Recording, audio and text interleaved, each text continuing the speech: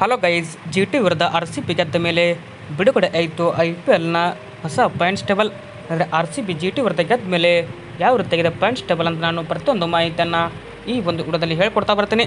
ಅದಕ್ಕಿಂತ ಮುಂಚೆ ನೀವೇನಾದರೂ ಇನ್ನೂ ನಮ್ಮ ಚಾನಲ್ಗೆ ಸಬ್ಸ್ಕ್ರೈಬ್ ಆಗಿಲ್ಲ ಅಂತಂದರೆ ಈ ಕೂಡ ಸಬ್ಸ್ಕ್ರೈಬ್ ಆಗಿ, ಹಾಗೆ ನೀವು ಆರ್ ಸಿ ಬಿ ತಂಡದ ಅಭಿಮಾನಿಗಳಾಗದಲ್ಲಿ ಈ ಕೂಡ ನಮ್ಮ ಚಾನಲ್ಗೆ ಕಮೆಂಟ್ ಮಾಡಿ.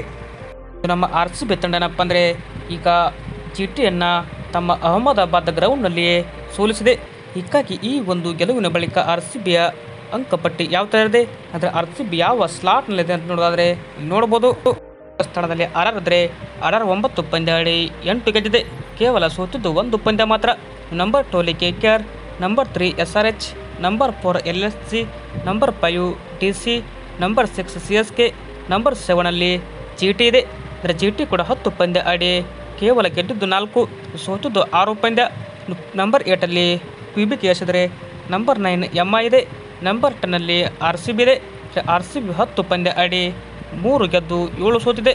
ಇನ್ನು 6 ಅಂಕ ಸಂಪಾದಿಸಿ ನಮ್ಮ ಆರ್ ಸಿ ಬಿ ತಂಡ ಕೊನೆಯ ಸ್ಥಾನದಲ್ಲಿದೆ. ಇದನ್ನಪ್ಪ ಅಂದರೆ ಹೊಸ ಪಾಯಿಂಟ್ಸ್ ಟೇಬಲ್ ಅಂತ ಹೇಳ್ಬೋದು. ಬಟ್ ಜಿ ಟಿ ವಿರುದ್ಧ ಗೆದ್ದರೂ ಕೂಡ ಆರ್ ಸಿ ಬಿ ಈಗ ಕೊನೆಯ ಸ್ಥಾನದಲ್ಲಿದೆ. ವಿಡಿಯೋ ಇಷ್ಟ ಆದರೆ ಲೈಕ್ ಮಾಡಿ, ಹಾಗೆ ಇನ್ನೂ ನಮ್ಮ ಟೆಲಿಗ್ರಾಮ್ ಚಾನಲ್ಗೆ ನೀವು ಜಾಯ್ನ್ ಆಗಿಲ್ಲ ಅಂದರೆ ಈ ಕೂಡಲೇ ಜಾಯ್ನ್ ಆಗಿ. ಲಿಂಕನ್ನು ಬಯೋ ಅಂತ ಹೇಳ್ಬೋದು. Thank you.